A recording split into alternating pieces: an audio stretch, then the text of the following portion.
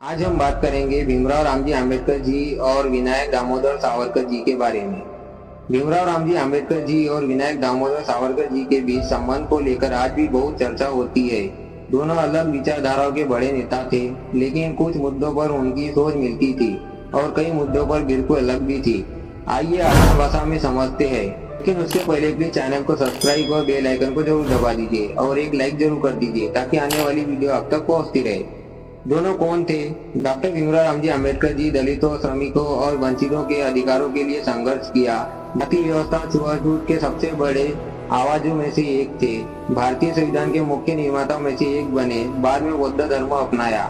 सावरकर जी क्रांतिकारी स्वतंत्रता सेनानी थे। हिंदुत्व विचारधारा के प्रमुख विचारकों में से माने जाते हैं। अंग्रेजों के खिलाफ क्रांतिकारी गतिविधियों के कारण जेल गए। सामाजिक सुधार, विशेषकर छुआछूत खत्म करने की बात भी करते थे। क्या दोनों दुश्मन थे? नहीं, इतिहास इतना सीधा नहीं है। आज सोशल मीडिया पर अक्सर उन्हें एक दूसरे के खिलाफ दिखाया जाता है, लेकिन असल इतिहास में मामला ज्यादा जटिल था। दोनों के बीच कुछ मुद्दों पर सहमति थी, कुछ पर गहरा मतभेद था। जिन मुद्दों पर दोनों की सोच मिलती थी, छुआछूत का विरोध। दोनों छुआछूत और सामाजिक भेदभाव के खिलाफ थे।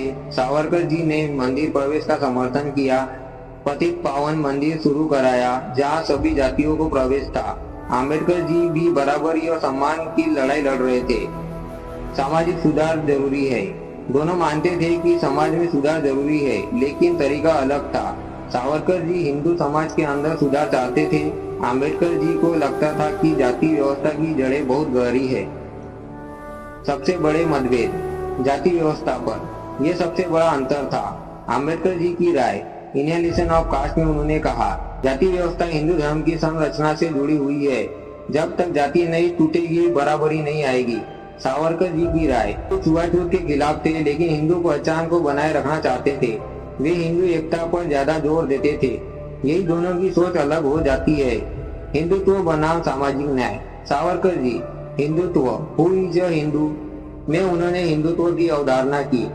आम्बेडकर जी धार्मिक पहचान से ज्यादा सामाजिक बराबरी पर जोर देते थे। उनका मानना था कि सिर्फ एकता बोलने से बराबरी नहीं आती। धर्म परिवर्तन, ये बहुत बड़ा विवाद वाला मुद्दा था। आम्बेडकर जी ने कहा, मैं हिंदू के रूप में पैदा हुआ हूँ, लेकिन हिंदू के रूप में मरूंगा नहीं। 1956 में उन्होंने बौद्ध धर्म अपनाया। सावरकर जी धर्म परिवर्तन के खिलाफ थे और हिंदू समाज को एकजुट रखना चाहते थे। क्या दोनों कभी मिले थे? हाँ, ऐतिहासिक रिकॉर्ड बताते हैं कि दोनों नेताओं के बीच संपर्क और बातचीत हुई थी। कुछ मुद्दों पर एक दूसरे के कार्यों की सराहना भी की गई थी, खासकर सामाजिक सुधार और छुआछूत विरोध के संदर्भ में, लेकिन वे राजनीतिक सहयोग नहीं बने। संविधान और राजनीति पर अंतर।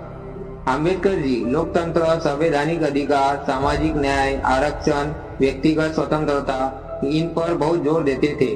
सावरकर जी मजबूत राष्ट्रवाद, सांस्कृतिक एकता, हिंदू राष्ट्र की अवधारणा पर ज्यादा जोर देते थे।